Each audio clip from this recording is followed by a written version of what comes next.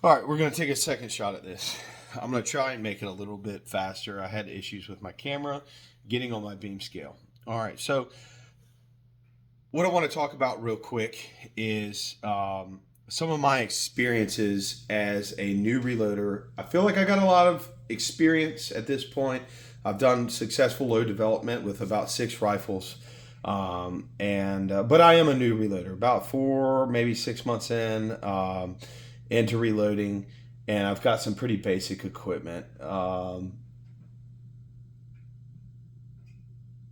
one of the big issues that I've run into reloading is scales. I am kind of OCD perfectionist. I think when you get into reloading, that's kind of the point, especially when you're looking at precision stuff.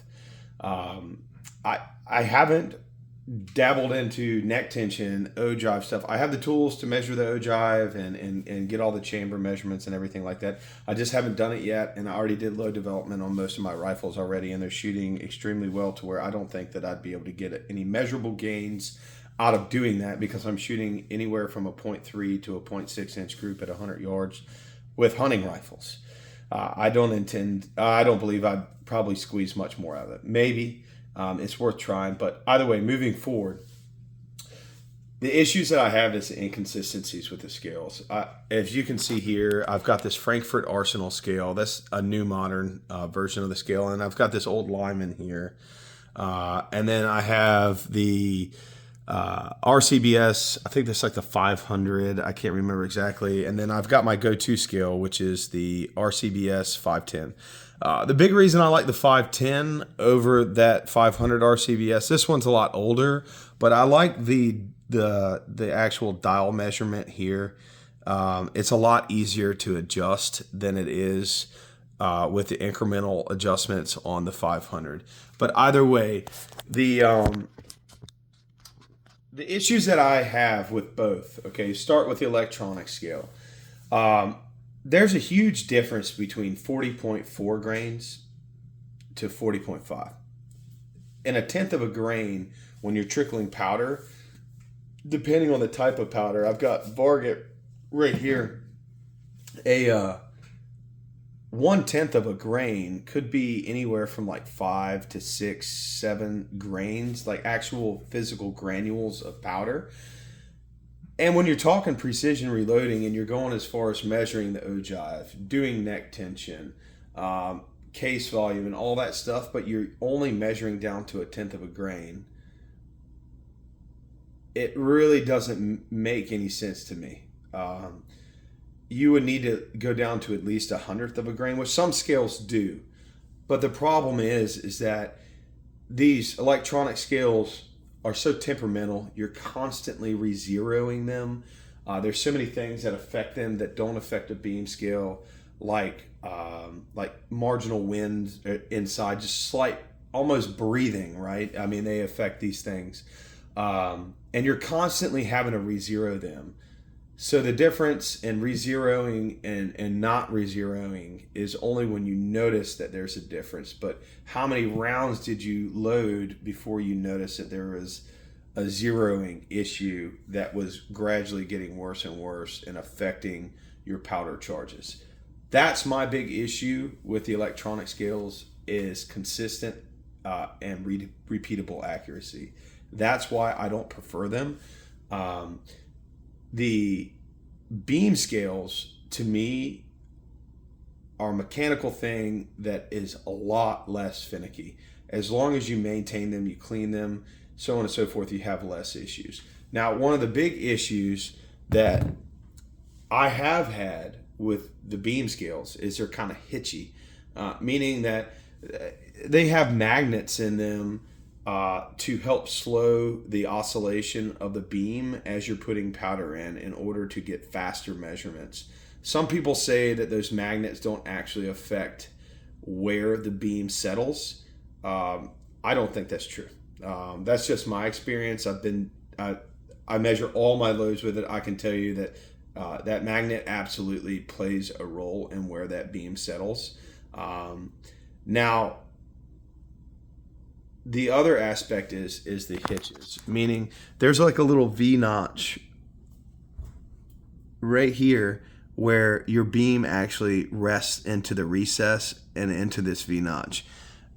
If you don't clean that, you're going to have issues. And that was one of the first things I ran into. Even if you do clean it, it's still hitchy. I mean, it goes up and it wants to get stuck in a certain position. So what I will do, I'll go ahead and drop some powder real quick. And we'll talk about some tricks that I use trickling as well. So I'm going to drop some powder in here. And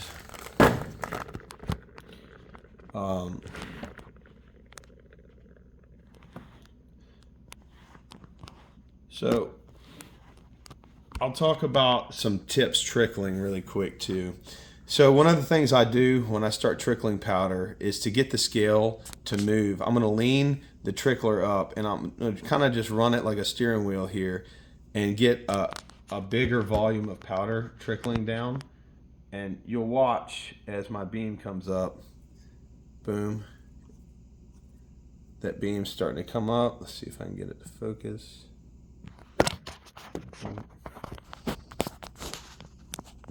Okay, it is not wanting to cooperate here.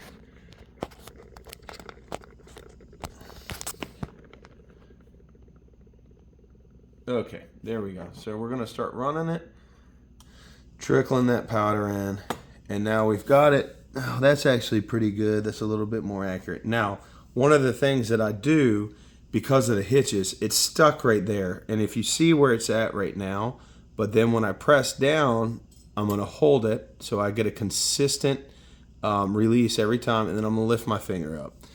Now, you're going to see that it's not going to settle there. It's going to end up settling a little bit higher. Well, it did settle there, so it doesn't prove my point. Typically, when I do this, it doesn't settle in that position.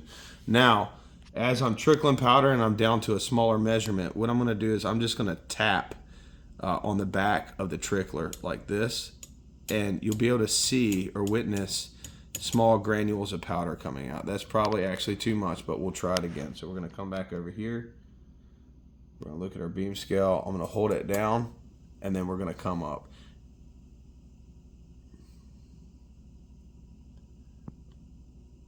We got a little bit better, so we're going to come back over to the trickler. Little tap. And you want to keep an eye on it because sometimes you tap it and nothing comes out. And now we're going to come back over here.